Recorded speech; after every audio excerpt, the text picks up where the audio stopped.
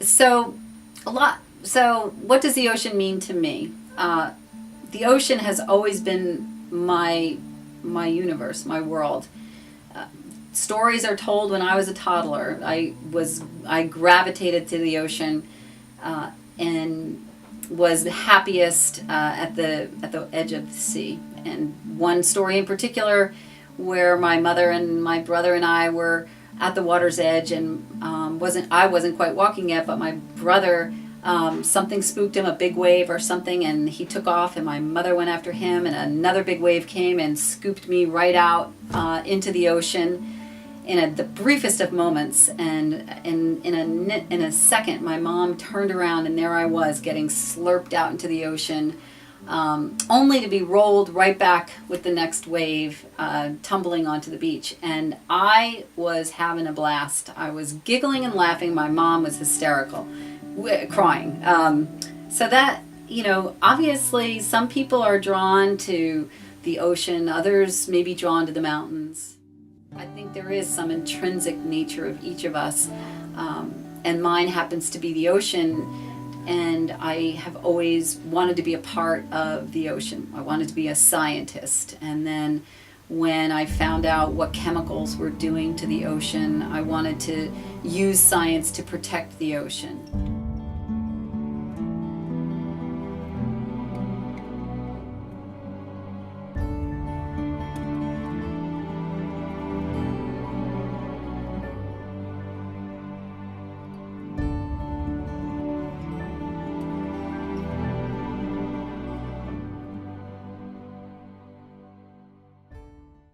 Hi, my name is Cindy Ziff. I'm Executive Director of Clean Ocean Action. It's a coalition of boating, diving, swimming, surfing, and other traditional fish hugger groups.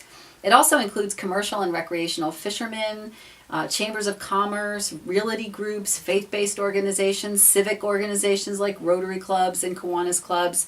And that all that they have in common is that they love the ocean, and they depend upon the ocean, for their enjoyment or for their livelihoods. And it came about back in 1984, at a time when the waters off the New Jersey coast were known as the ocean dumping capital of the world. We had 8 ocean dump sites located off our coast within just a few miles, and these were legally sanctioned areas that the government permitted for dumping of things like as awful as sewage sludge, industrial waste. We had the acid dump site.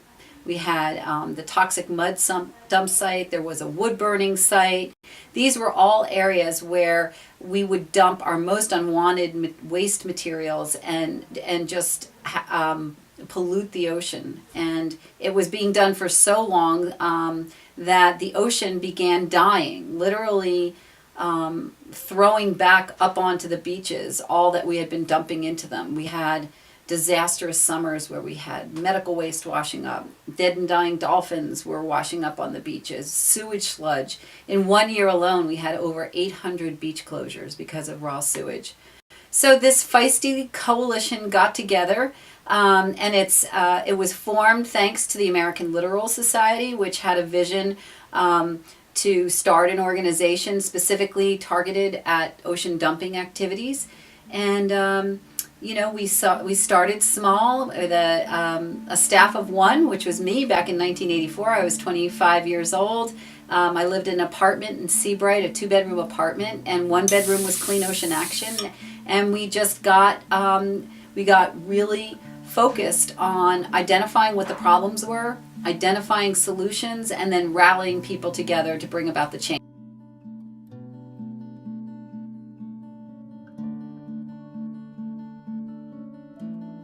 So, has Clean Ocean Action been successful? I would say absolutely yes. Within our first year of being an organization, we were able to put enough pressure on the federal government to close the nearshore sewage sludge dump site, which was just 12 miles off the beaches of Seabright. And then also in the first full year of our being organized, we started the beach sweeps back in 1985. with a small group of people out here at Sandy Hook. About 75 volunteers started the beach sweeps, cleaning up the beaches. The beaches were just covered in trash in those days, and we made a small dent, but we made a dent, and we collected the material, and we started collecting the data, and then we just started adding more and more communities and more people, and beach captains stepped up to say, I would like to do one in my town. So within our first year, we had some good starts, and every year after that, we started really gaining momentum and building up successes. We ended the ocean dumping of acid waste. We stopped the dumping of wood burning. We started the new millennium. The ocean was dump site free. We had reduced a lot of the sources of sewage, so that while we still had beach closures, we had fewer of them.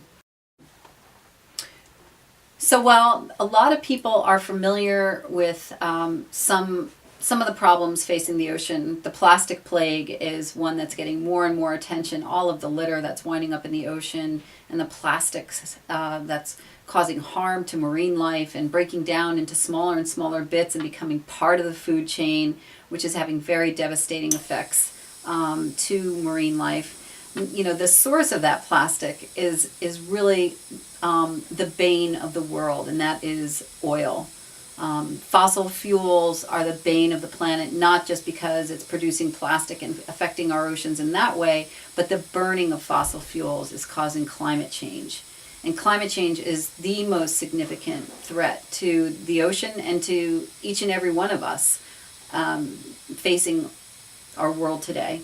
Huge effort for all of us to understand the link between our sea levels rising, the awful storm activities that we're having. Many of us remember Superstorm Sandy, but there's been droughts, there's been fires, there's been floods. This dramatic climate impacts is all stemming from the climate change caused by the burning of fossil fuels, and accelerated, in fact, by the burning of fossil fuels. So that's a bigger challenge, and regrettably, we are now facing leadership in Washington that feels that we need to expand the development of fossil fuels. The federal government has proposed opening 90% of U.S. waters to offshore oil and gas development. It is absolutely the antithesis of what we should be doing. It's a 180 of what we should be doing.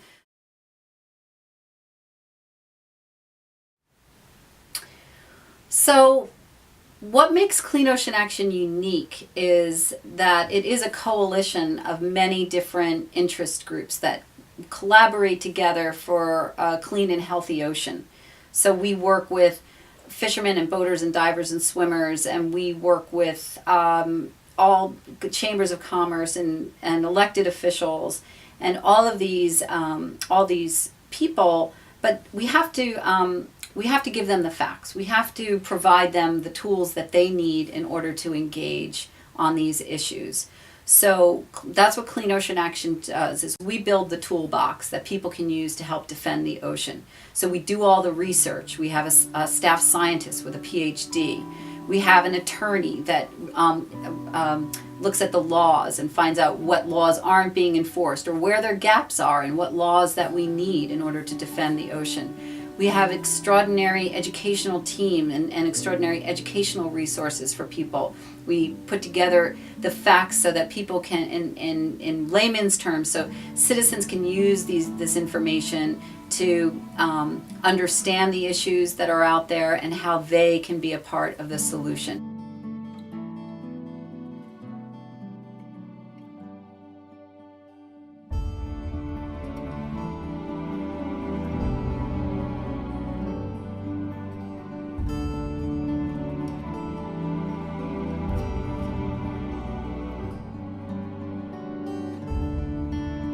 One thing I do know, and that is without the ocean, none of us would be here.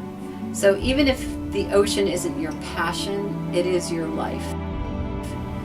If you like to go to the beach, if you like to swim, if you like to surf, if you like to eat fish, if you like to eat lobster, You know, even, you know, if you like to come to the shore and walk the beaches just for some solitude or watch the waves, beachcomb, there's so many joys of the sea that so many people can enjoy. And there's joys of the sea that people, even in the most inland parts of the United States, can enjoy. There's nothing like a seafood dinner. And that's all brought to you by the ocean. And the most significant of all, even if you think that, you know, you're not really into the ocean at all, if you like to breathe, you should really love the ocean, because that's where most of the oxygen comes from, is the ocean. So it really is important to every living creature on the planet, and every to have a healthy ocean. And it's really up to us, every citizen, every person on this planet, because we're the ones with the voices. We're the ones that can be heard, and we're the ones that have to stand up to ensure that that ocean is not only healthy for today, but healthy for tomorrow.